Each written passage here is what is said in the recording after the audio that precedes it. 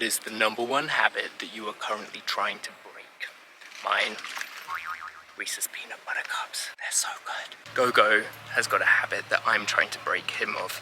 It's this weird digging thing that he does. Now the chances that you are also trying to kick a weird addiction to Reese's Peanut Butter Cups is slim.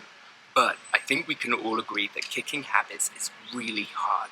And I've just discovered this new research that I am dying to put into use in my clinical practice, and I wanted to share it with you in this video. But first of all, I'm going to do that annoying YouTuber thing of asking you to hit subscribe, and to make things even worse, I'm going to enlist my dog to give you puppy dog eyes. You like more subscribers too? You want more subscribers?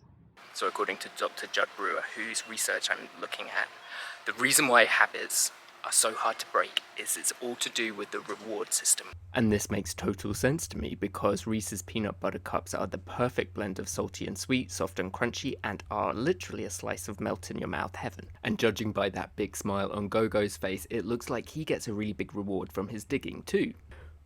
Habits are wired into our brain when we respond to a trigger with a behavior, and that behavior gives us a reward. So my trigger might be a stressful day at work, the behavior is eating Reese's Pieces, and the reward is a slice of heaven in my mouth. Something similar goes on for Gogo, who has the trigger of peeing on grass, the behavior is digging at it, and judging by that smile on his face, he really likes it. Here's the bad news for those of you trying to kick habits along with me.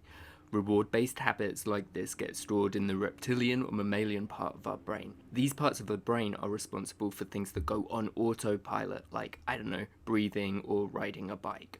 Right now, we're both mainly using the human part of our brain, the neocortex in pink here. The problem is that these two parts of our brain don't really talk to each other, so that means that we can't think logic or reason our way out of some of these deeply ingrained rewards-based habits. Logical ideas that we normally apply to kicking habits like avoiding buying things or substituting things don't work because the habit is actually ingrained in a different part of our brain. And that is for a very good reason if you think about it.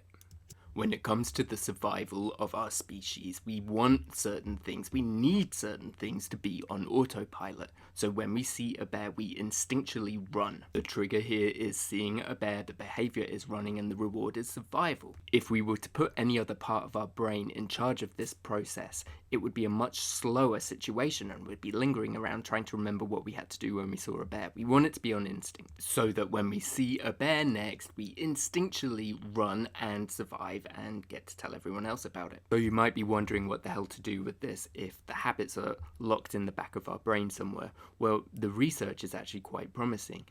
Identifying your habit loops, just the way that I have been doing in this video, is a really good place to start. This is what Dr. Judd calls habit mapping, and if you can identify your triggers, the behavior, and the reward, it's a really good place to start. The real change, though, comes from looking at the reward system. And what we have to do is update this reward system. So there's a really high value at the moment in my brain on Reese's Peanut Butter Cups. And what I need to do is mess that up a little bit. And the way to do that is to pay attention while you're in the behavior.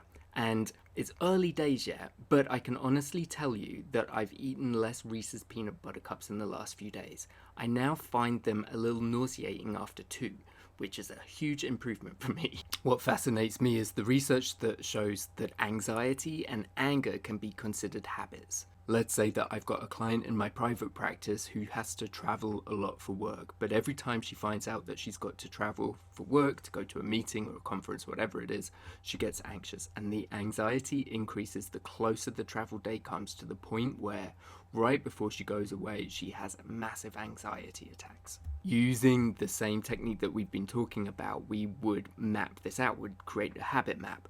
What are the triggers? Well, getting told that she's going on a trip. If you consider anxiously worrying the behavior, the reward is a sense of control. Anxiety is all about thinking about the what ifs, the worst case scenarios, and it gives us an illusion of control in times of uncertainty. That is the payoff for worry. So what about anger? If you find yourself becoming habitually angry with your partner whenever they're late, you can habit map it. The trigger might be that your partner is late again.